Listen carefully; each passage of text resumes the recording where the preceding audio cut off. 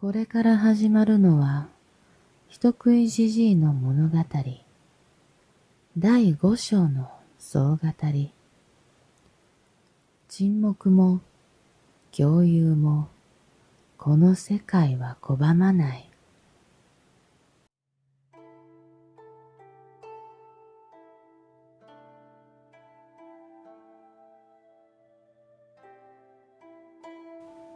人食いじじい第5章、妖怪退治屋。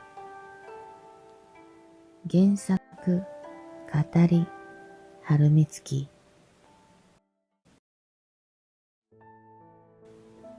おりゃあ。山の静寂は一人の大男の雄たけびによって切り裂かれた。巨大な両手持ちの斧をブンブンと勢いよく振り回し、熊のような大男は茂みをザクザク自分の巨体が通るにふさわしいほど切り倒しながら前に進んでいた。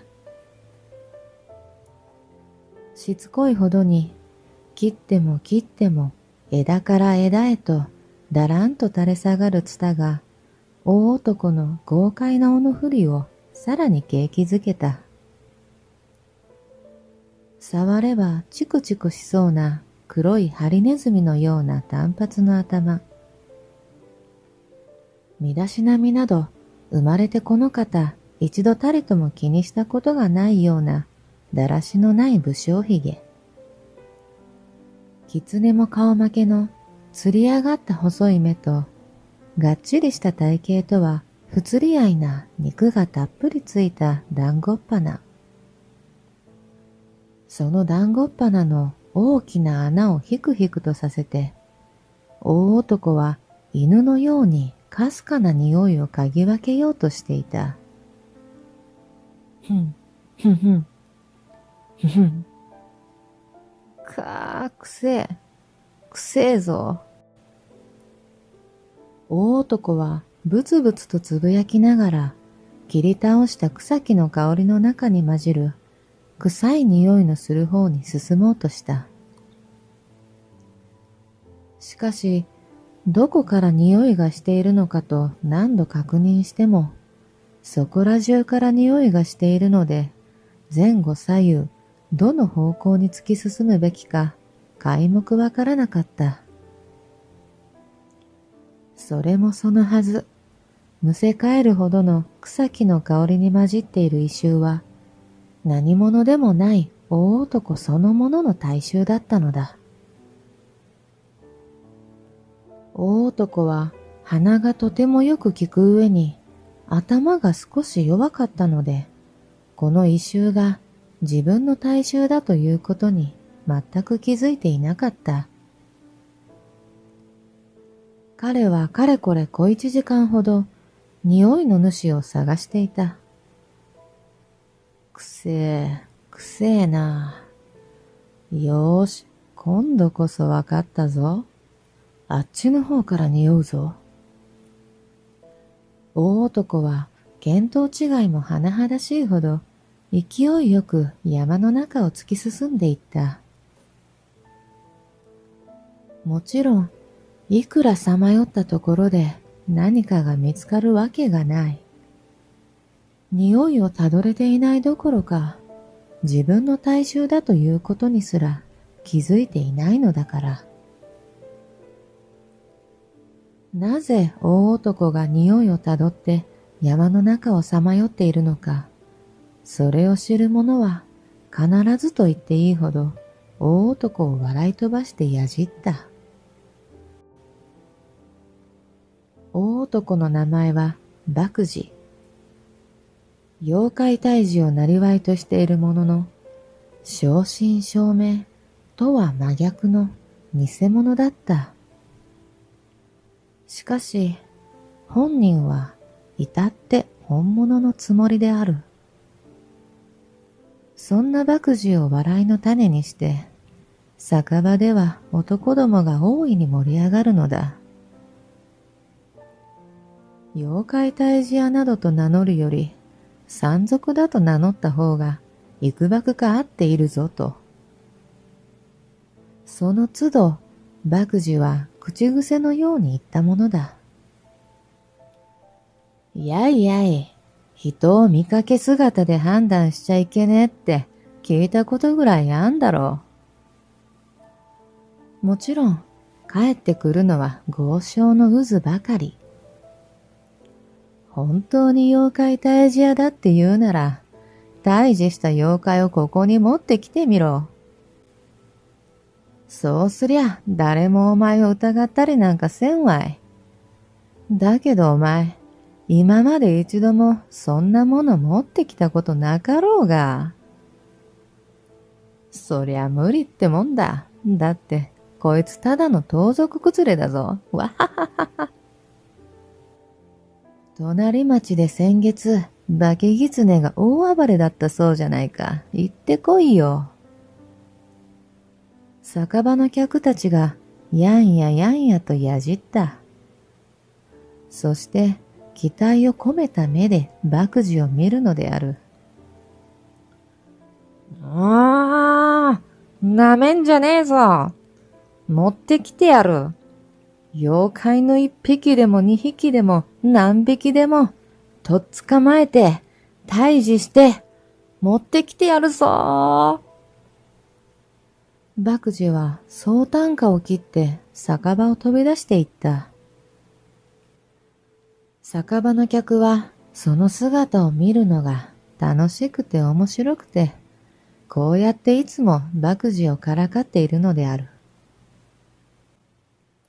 麦樹が去った酒場は最後の一人が家に帰るまで麦樹の話を酒の魚にして飲むのが一番の楽しみになりつつあった。麦樹は酒場を後にすると、月の光がしらしらと降り注ぐ川辺で座り込んだ。赤ら顔になった頬をゴシゴシこすって、さてどうするかと考えた。麦樹は頭が少しだけ弱いが、人としては馬鹿ではなかった。彼にはたった一つ生涯背負うと決めたことがある。決めたというよりは、そういう生き方しかできなくなったという方が正しいのだろう。大それたことではないし、何か大義があるわけでもなかったが、ただただ妖怪と関わろうとすること。それが彼の生涯の決め事だ。妖怪退治屋を名乗るのもその目的のためだった。この乱世の時代を生きていくのはただの人であってはいけない。腕力はあるが、技術も知恵もないのは自覚していた。いつどこで突然何のためかもわからない理由で火矢が飛んでくるかわからないし、何も飛んでくるのが火矢とは限らない。普通の人間では到底及ばないような不可思議な力に突然襲われることだってあるだろう。川辺に揺らぐ月を眺めると、麦樹の腹の底からため息がこぼれた。麦樹は今はもういない家族を思った。遠い遠い記憶にある故郷を思った。そこそこ栄えた街中で、大きくも小さくもない家で生まれ、そこそこ平凡に暮らしていたが、ある日、近所の子供たちと野原で鬼ごっこをして、たくさん走り回り、気持ちいい疲労感の中、家に帰ろうとすると、なぜだか家をたくさんの人が囲っていた。烏帽子をかぶった白装束の位の高そうな男たちばかり。男たちは何か呪文のようなものをブツブツと唱えていた。そしてその男たちをなんだなんだと野獣馬たちが集まり見守っていた。幼い頃の麦樹は彼らが何をしているのかわからなかった。せいぜいお祓いか何かをしているのだろうと思い、終わったら家の中でくつろげるだろうと疑わなかった。だから人だかりの少し後ろでただ見ていた。それが終わるのを。白装束の男たちの呪文を唱える声に少し力が入ったように聞こえた。すると男たちの足元からじわじわと光の壁が浮き上がり、やがて麦樹の家を包み込んだ。麦樹は初めて見る光景に目を丸くした。自分は今、すごいものを見ているのではないかと思い始めた頃には、光が包んでいるのが自分の家だということを忘れていた。周りの野獣馬たちもその光景に歓声を上げていたが、その声はすぐにも悲鳴に変わった。光に包まれた麦樹の家の屋根の向こう側から鬼が姿を現したのだ。人間の3倍もの大きさの鬼は牙をむき出し、薄汚れた体をねじって苦しそうにもがいていた。じりじりと屋根の上まで這い上がった鬼の手に何かが握られている。それはまるで人形のようで、鬼が手を動かすたびに獅子がプラプラと揺れた。その人形のようなものは見覚えのある着物を着ていたが、いいやそんなまさか、誰でも着ている着物じゃないか。麦樹は心の中で自分に言い聞かせた。人だ！人を握っているぞ。野獣馬の誰かが叫んだ。白装束の男たちの呪文を唱える声が少し小さくなったと同時に、家を包み込む光の壁が揺らいだ。鬼はその隙を見逃すまいと、歪み始めた光の壁に向かって飛び出した。ダメだ。今逃せばもっと人が死ぬぞ。白装束の男の一人が叫んだ。間一髪、鬼が光の壁を壊す前に、再び呪文を唱える声は大きくなり、光の壁はことさらに強く光る。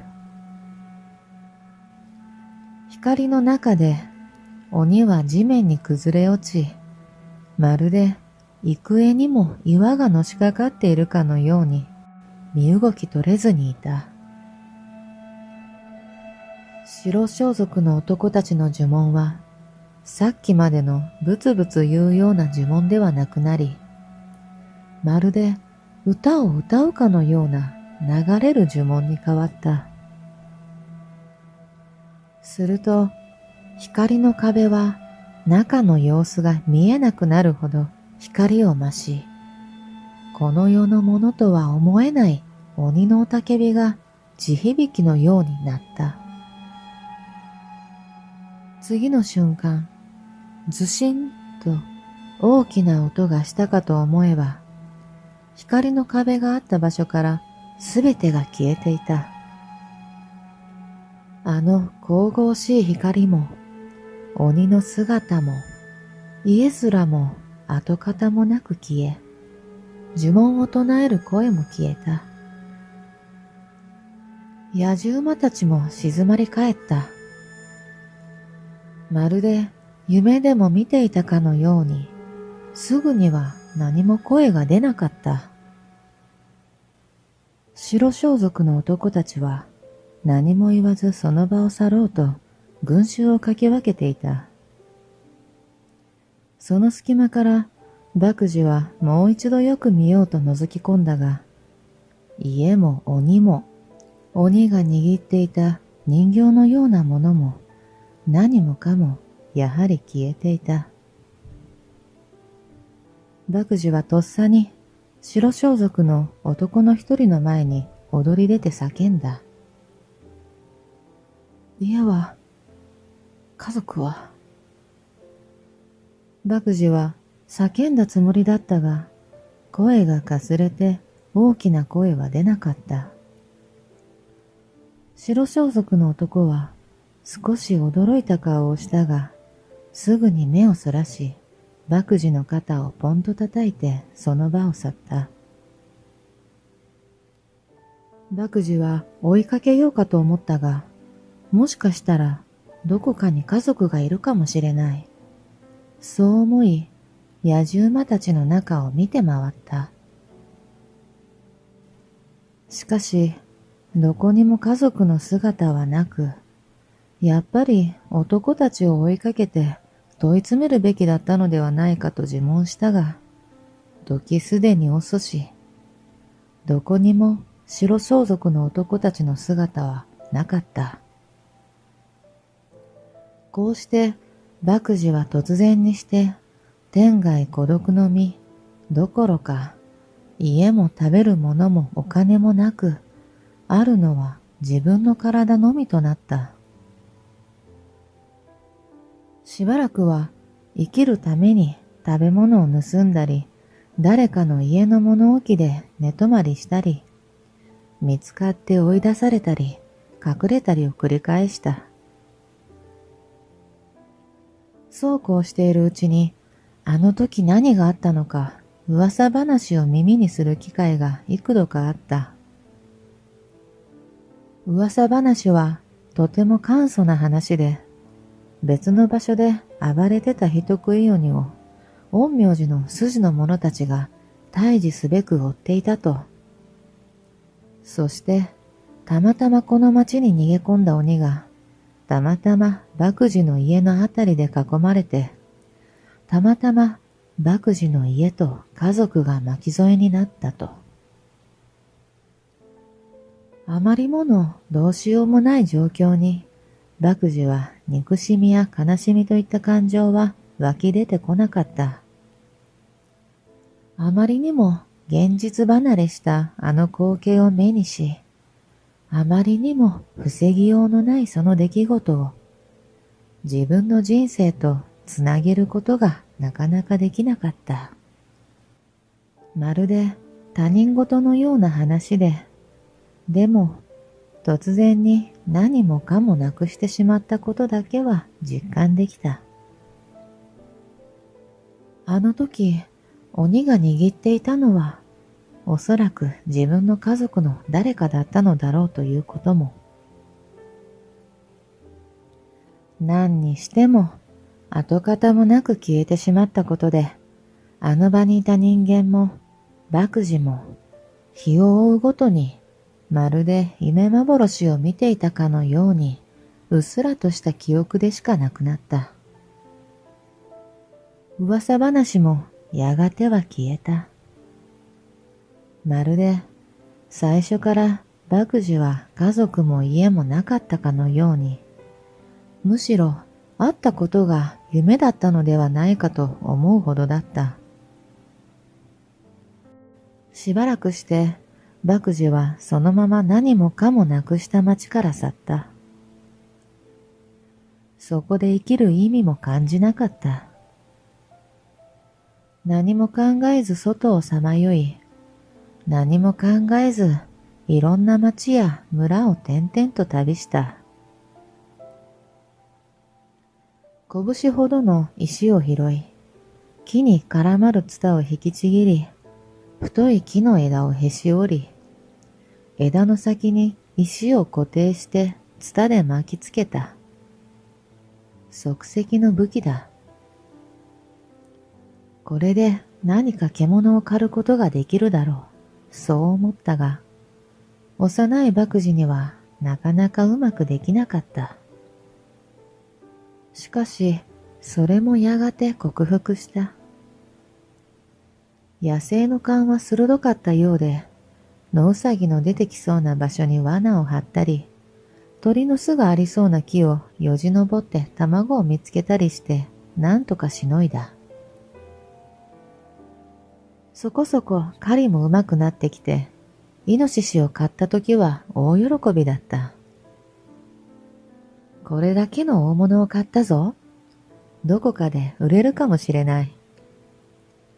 麦樹は山から付近の村へ必死でイノシシを引きずって運び、どこか買ってくれるところはないかと一軒一軒訪ねていった。ほとんどの家が怪訝な顔をした。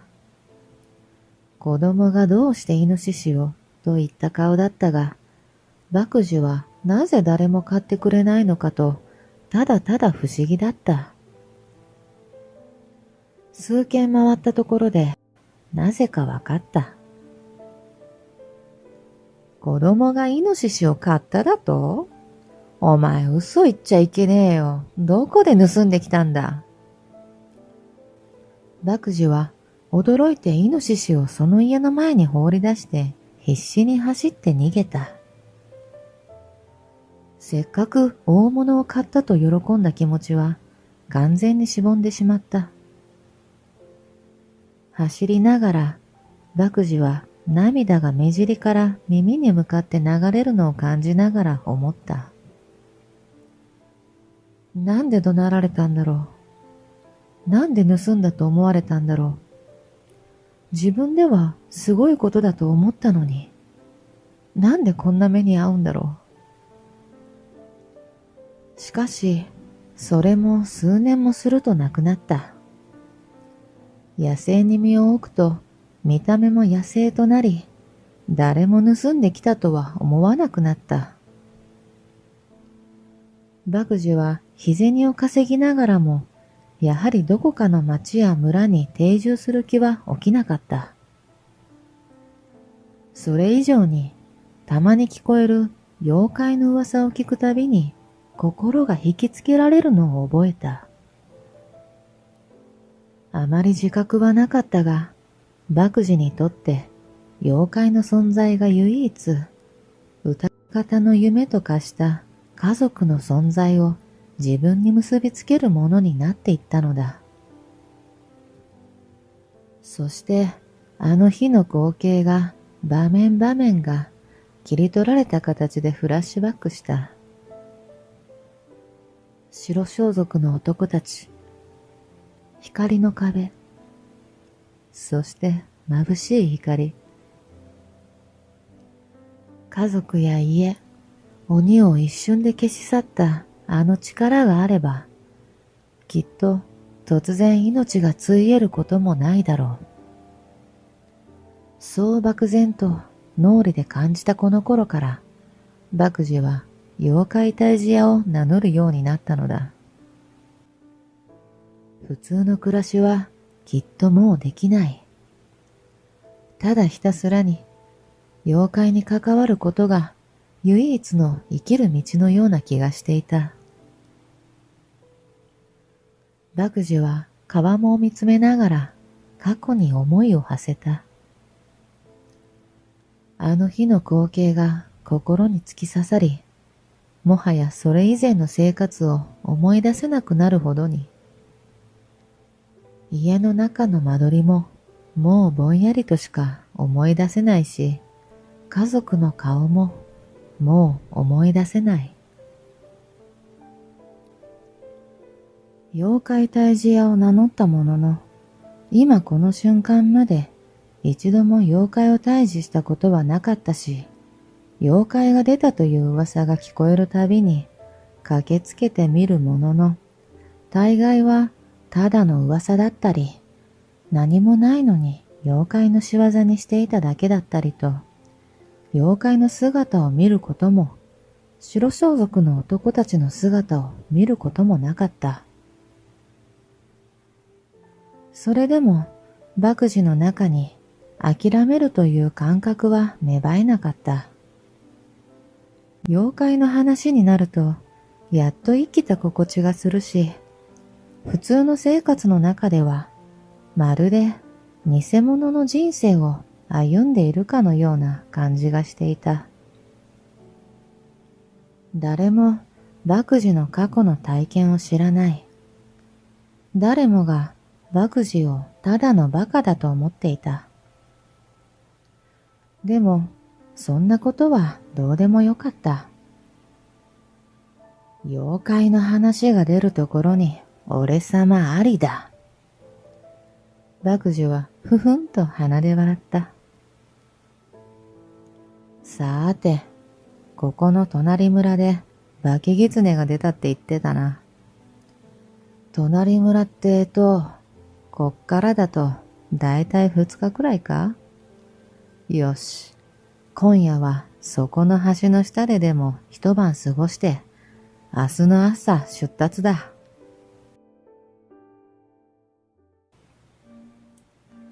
爆児が隣町に着いたのはおよそ2日後の夕方だった。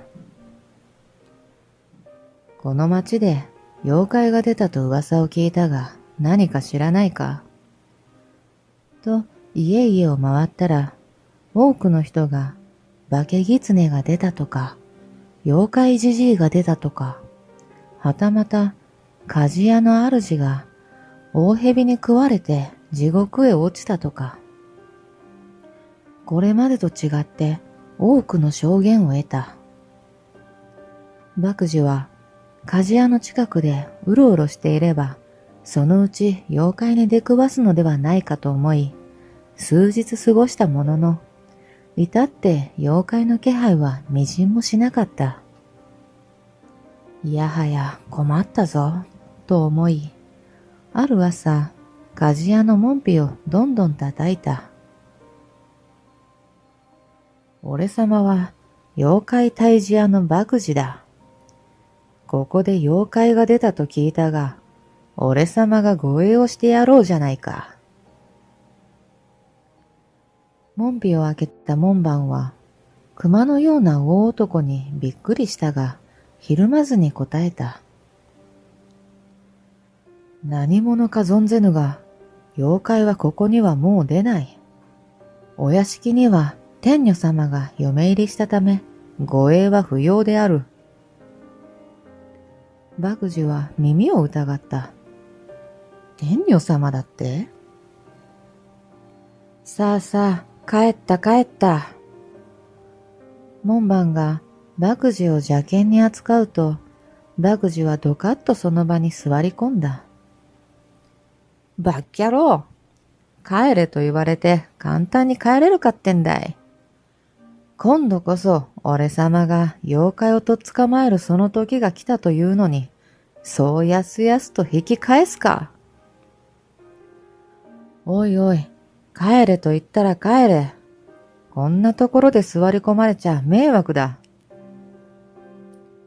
門番は二人がかりで爆児の両脇をひっつかんで、門の外に引きずり出そうとしたが、熊のような大男はそう簡単には追い出せなかった。しかも、とても臭い。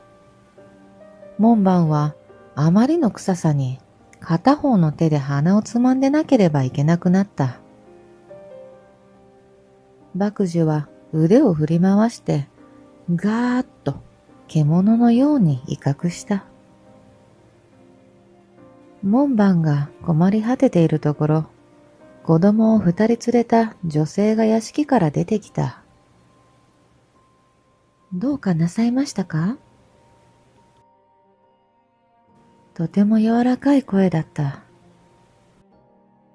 爆児は声の主が近づいてくるのを黙って見ていたが、近づくにつれてとてもその女性が美しいことに気がついた。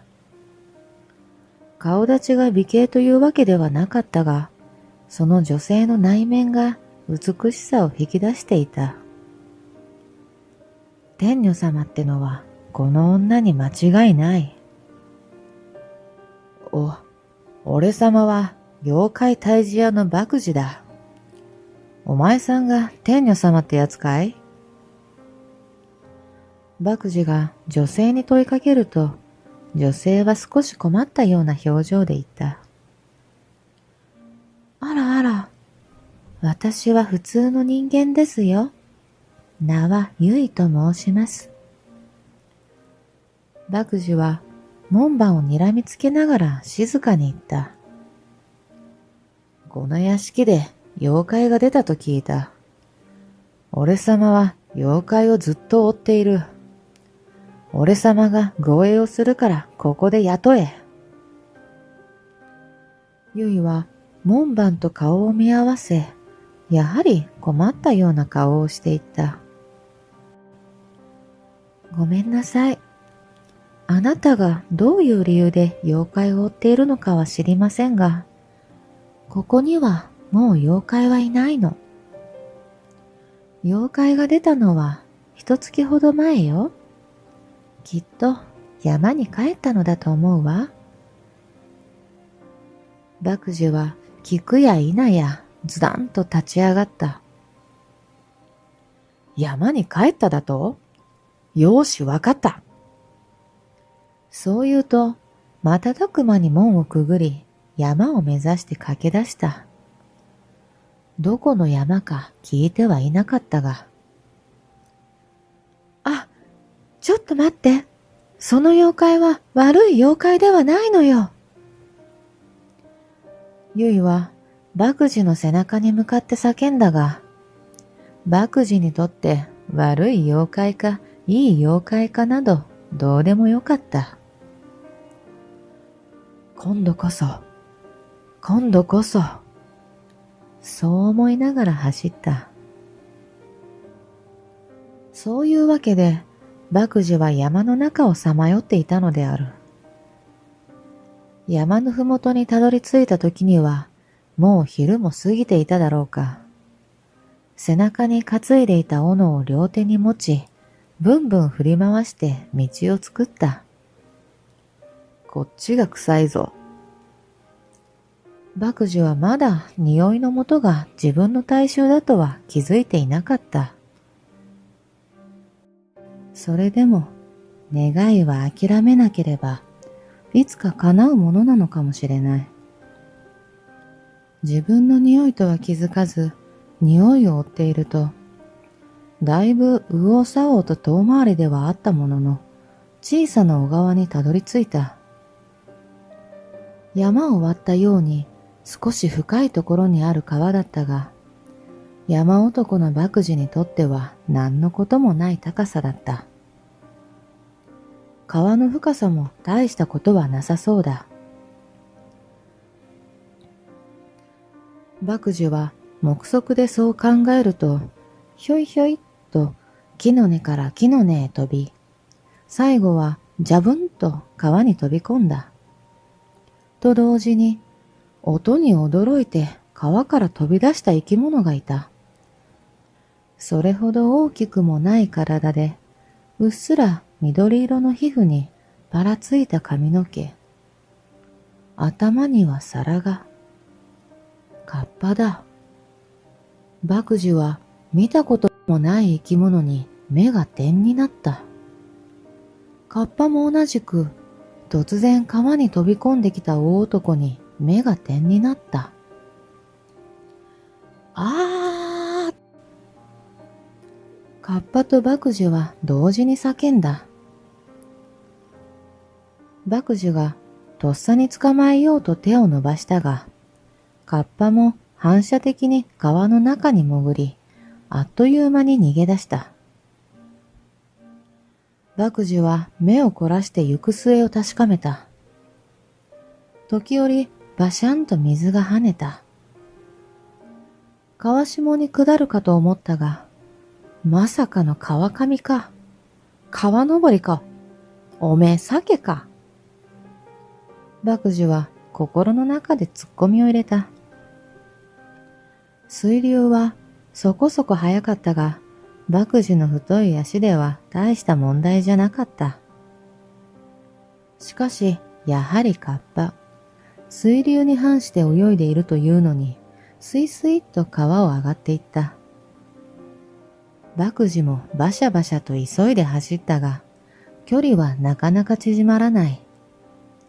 もともと幅のある川ではなかったが、上がるにつれてさらに幅は狭まり、徐々に浅くなった。カッパは後ろを振り返りぎょっとした。なんだこいつ、まだついてくる。もうこれ以上は引き離せないと悟り、カッパはパッと川から飛び出し山を駆け出した。もちろん見逃す博打ではない。こんなチャンスは二度とは来ないとばかりに、足を滑らせながらも急いで川から山へと必死に追い続けた。待て待てー。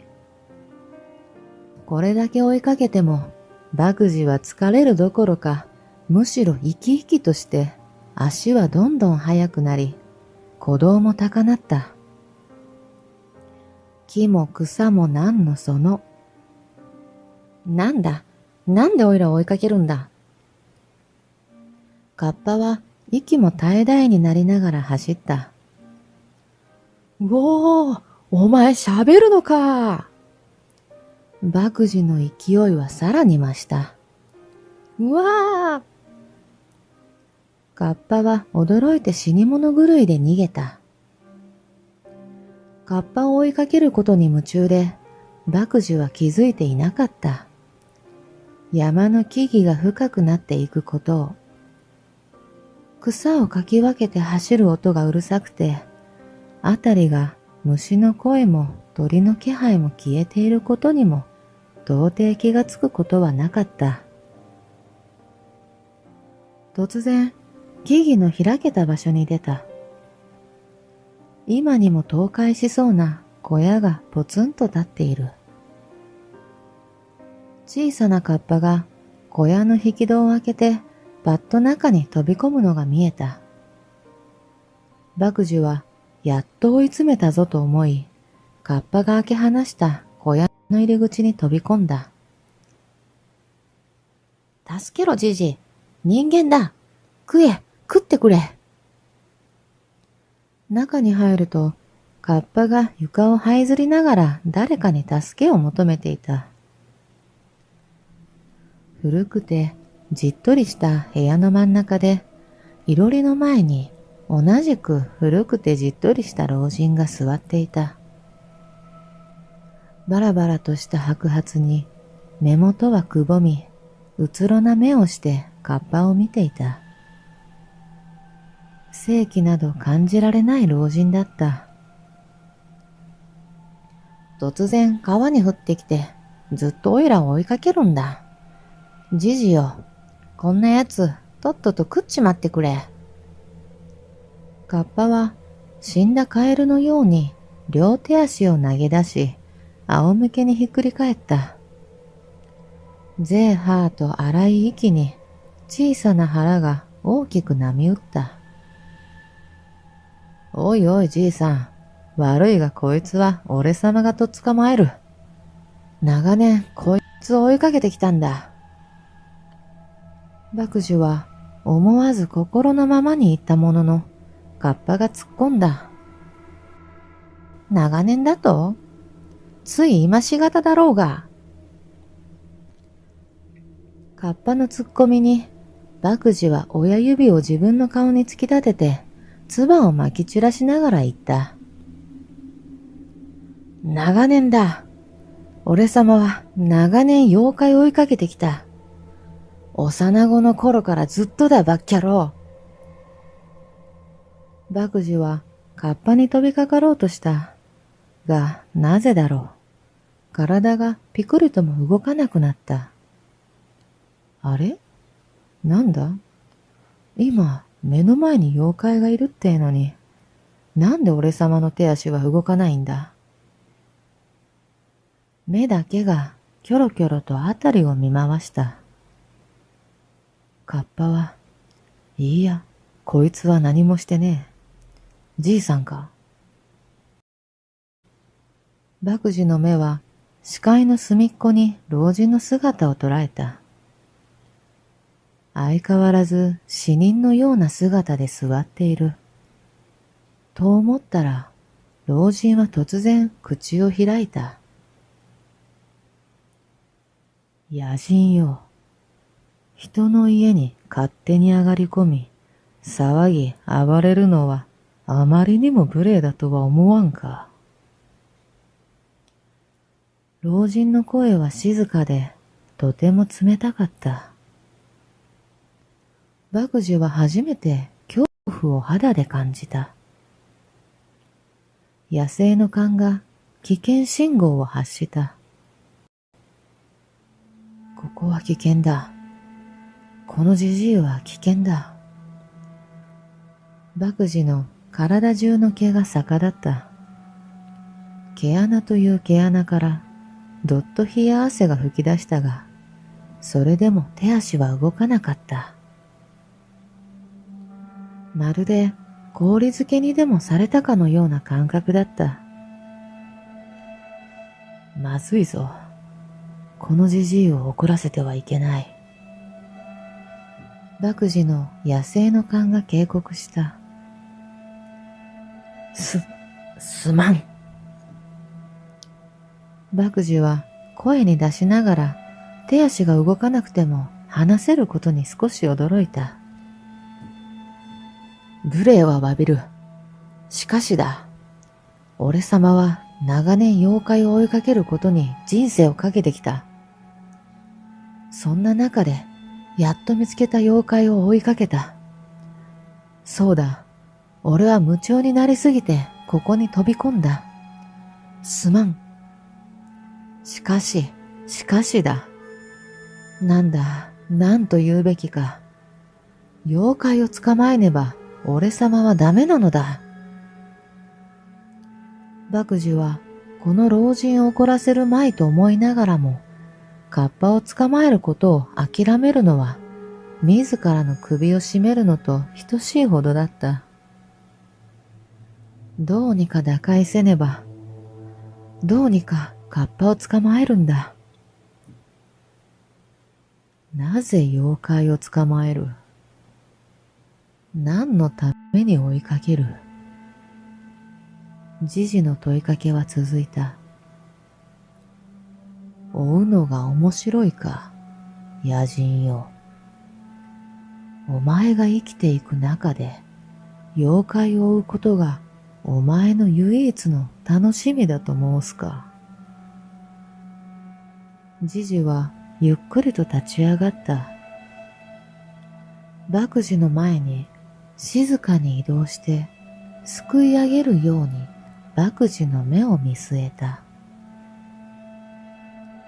麦樹は背筋がぞっとする思いだった。なんて目をしてるんだ、このじいさん。いや、カッパがこいつに助けを求めたってことは、このじいさんも妖怪か。麦樹は己の呼吸がふと浅く速くなっていることに気づいた。いや、違う。追うのはそうするしかないからだ。妖怪は悪いことをするだろうが。言って麦樹は言葉選びを間違えたことに気づいた。老人の目は目玉が飛び落ちるのではないかというほど見開いていた。幽霊を見たことはないが、今後一切幽霊は怖くないと思うほど、老人の様相は恐ろしかった。いや、違う。そうじゃない。いや、違うこともない。なんだ、俺は頭悪いからうまく言えてないのはわかってる。ただ、ちゃんとあるんだ。理由ってやつは。麦樹は何とか伝えようと思ったが、そう思えば思うほど言葉は陳腐になっていた。しかし、もう目の前に老人の姿はなかった。先ほどと同じ場所に座り、またいろりをじっと見つめていた。おい、じじ、なんで食わねえんだ。今度はカッパが目を見開いた。ドタバタと老人の影に隠れようとした。ふと、麦樹は自分の手足がもう動くということに気がついた。しかし、すぐにカッパに飛びつこうとは思わなかった。自分の両手をじっと見た後、老人とカッパを交互に見つめた。老人はいろりを見つめながら言った。カッパよ、野人はお前を捕まえはせん。カッパは、えと言って老人の影から顔を出した。麦樹も、えと声に出そうになったが、喉まで出かかってそこで引っかかった。たまに追えば満足するじゃろて。たまに追われてやれ。はあ？じじのそっけない言葉に、カッパは再度目を見開いて驚愕した。おははは、それでもいいな。麦樹はきょとんとした後、豪快に笑った。はあ？カッパは再三目を見開き、今度は麦樹に向かってメンチを切った。じじは部屋から裏に行ったかと思えば、盆を手にして戻ってきた。盆には湯飲みが3つ。じじは湯飲みの1つを麦樹に手渡した。もう1つはカッパに。最後の1つはじじの脇に置いた。茶でも飲め。じじはそう言うと、ずずずっと茶をすすった。麦樹は、おう、ありがてえ、と言って、すぐさま湯飲みに口をつけて、じじのようにずずずっと茶をすすったものの、すぐさまぶはっと吹き出した。吹き出した先にカッパがいた。ぎゃー、きったねー。何しやがんだ。カッパは飛び上がった。麦樹は口の中にまとわりつくねっとりした茶をペッペと吐き出したが、じじは顔色変えずに茶をすすった。麦樹はねっとりとした後味に気分が悪くなった。たくよー。で、お前、なんで俺を追いかけたんだ？カッパは悪態をつきながら麦樹に問いかけた。ああ、悪かったよ。でも仕方ないだろう。俺様にとっては、妖怪は人生そのものなんだ。だから、なんで人生そのものなんだ。カッパが食ってかかった。だから昔っからなんだって。ちっせえ頃から追いかけてんだ俺様は。追いかけるのが当たり前なの。バカか。最初のきっかけは何だと聞いてんだ。カッパが怒鳴った。お？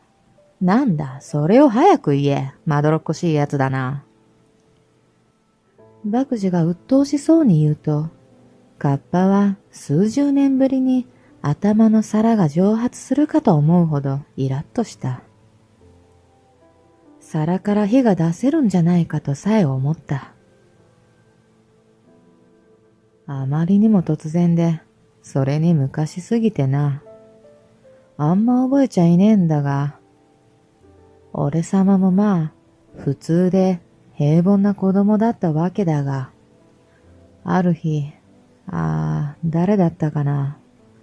あの頃の友達と遊んでたと思う。多分だが。歯切れの悪い説明に、カッパはまだイライラして、口はへの字になっていた。で、いつものように帰ろうとして、家の前で、いや、家の周りを白装束の男たちが囲ってた。烏帽子をかぶって、やたら位の高そうな奴らだったな。カッパは突然イライラが消えた。烏帽子をかぶった白装束の男と聞けば、思い当たることがある。いや、むしろそれしかない。妖怪退治か？陰陽師の筋か？カッパが合いの手を入れた。ああ、おそらくな。麦寺はうなずいた。今となっては夢だったと言われれば夢だったかもしれんと思うほどおぼろげだが、皆が声を揃えてブツブツ呪文を唱えていた。呪文はやがて家の周りに光の壁を生んだ。光の壁に囲まれると家の影から鬼が出てきてな。ああ、そうだ。手に人を握っていた。麦寺は淡々と語った。そんで白い男たちはことさら大きな声で歌うように呪文を唱えていたな。そうだ。それで鬼は身動き取れなくなってた。で、最後には光の壁だったものがあたり一面照らすほどの眩しい光の塊になって、その瞬間だ。全部消えた。麦寺はどこか遠い場所を見ているように部屋の片隅の影を見つめていた。全部って鬼が消えたのか？カッパが聞いた。ああ、そうだな。全部だ。鬼も、鬼が握っていたやつも、あったはずの俺の家も、そこから消えた。お前の家も？って、じゃあ、その鬼が握ってたやつってまさか？カッパは控えめに聞いたが、麦寺は特に気にもしてない素振りで答えた。いや、遠目でわかんなかったが、まあ、俺の家族だったかもしれんな。麦寺は肩をすくめながら言った。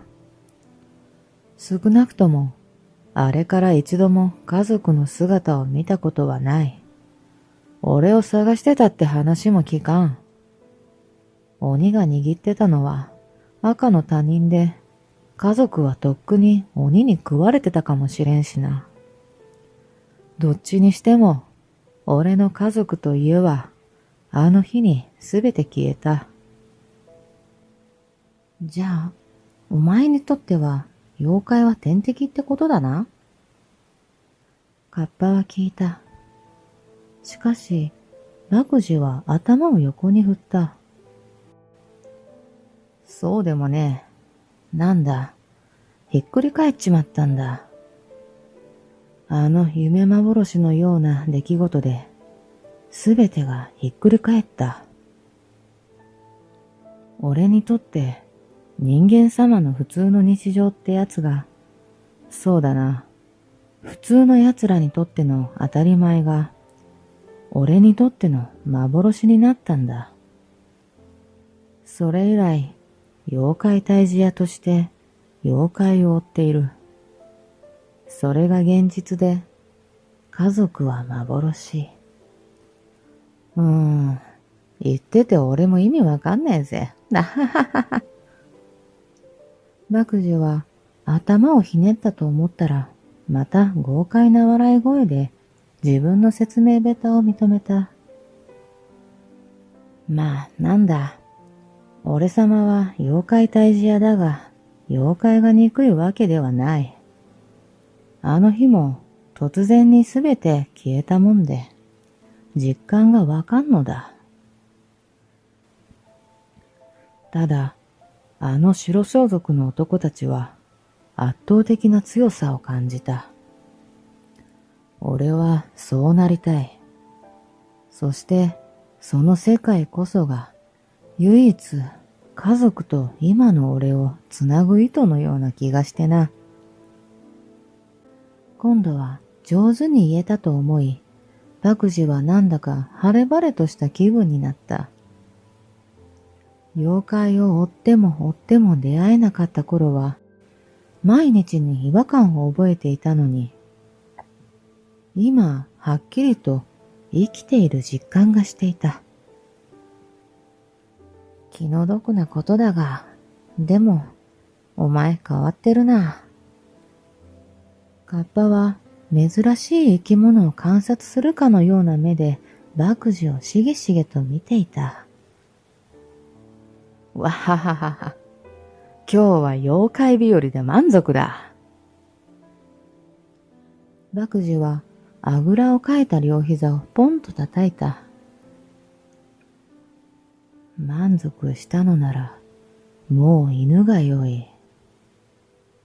じじは盆に湯飲みを乗せて立ち上がった。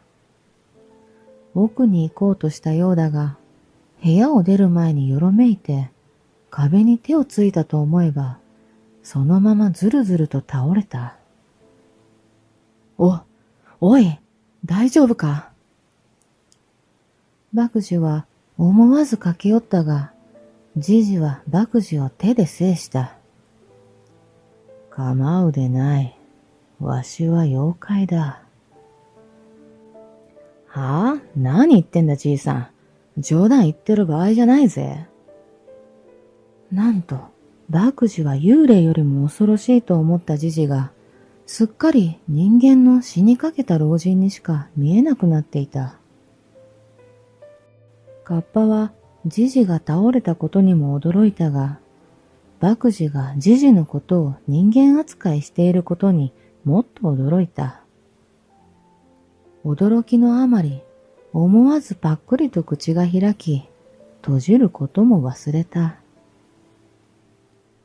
爆児はじじを抱きかかえようと手を伸ばしたが、じじは勇気を放ったのか、爆児はそれ以上近づくことはできなかった。野人よ、お前は病んでおる。その豪快さゆえに人からは見えぬ病であろう。そう言って、じじは自分で体勢を直し、座り直した。日常と非日常。ほんのひととき、日常は真逆にひっくり返り、非日常を見た。そして、その刹那が終わると、また日常にひっくり返された。どちらが己の世界で、どちらが非日常なのか、理解する間もなかっただろう。自己の形成が未完成なまま、己の源となるものが消えた状態で日常に戻ったとしても、非日常の世界に、己の源が置いてきぼりになったように錯覚し、それがお主にとっての真実となった。それは誰にも理解されぬ病だ。爆児には、じじの言う言葉は難しかったが、何を言わんとしているかは感じ取れた。自分でも理解できていない深層心理に触れた。そして、じじは続けた。お主は、自らの時を止めてしまったのだ。現実と向き合うというその瞬間から。だから、いいね。そして、向き合うのだ。お主の生きる世界は、人の世だということを、人に触れ、物に触れ、実感するのだ。妖怪は確かに幻ではない。しかし、お主の生きる世界は人の世だ。妖怪を追わねばならぬ衝動は、それは病だ。よいか、それは病だ。治さねば、いずれ生きる世界を見失おうぞ。じじは麦樹の目をじっと見つめ、麦樹もじじの目をじっと見つめ返した。闇しかないような目の奥に小さな光が見えたような気がした。はい、肝に銘じます。麦樹はじじの前でドカッと座り直し、神妙な面持ちで人生で一度も使ったことのない一番丁寧な言葉で答えて、じじに頭を下げた。その傍らで饒舌すぎるじじの様子を見て、カッパはいつものじじとは違うじじを感じ取った。それはカッパにとってはとても不安をかきたてられるものだった。麦樹はじじに追い返されるような形で去った。じいさん、また来るぞ。今度はイノシシ肉か熊肉でも土産に持ってきてやろう。麦樹が得意げに言っても、じじはふんとしか言わなかった。麦樹の巨体が森の中に消えゆくのを見つめながら、カッパはじじに聞いた。じじよ、あいつ山迷うんじゃないか？聞いてみてカッパは思った。ああ、あいつどうせ熊みたいだから迷っても問題ないか。カッパが思ったことを認めるように、じじはふんと答えた。カッパはいつものじじだな、とどこか安心した。さっきのじじは明らかにおかしい。説教じみたことを言って、いつもの無感情の闇とは違う。じじが人間だった頃を思わせるようだった。あんな風に人間に語りかけるじじは今までになかった。それに妖怪なのに人間のように倒れて。何が起きてる？じじの中で何かが起きている。カッパは横目でじじを盗み見たが、じじはいつも通り感情のかけらもない表情で、すっと家の中に戻っていった。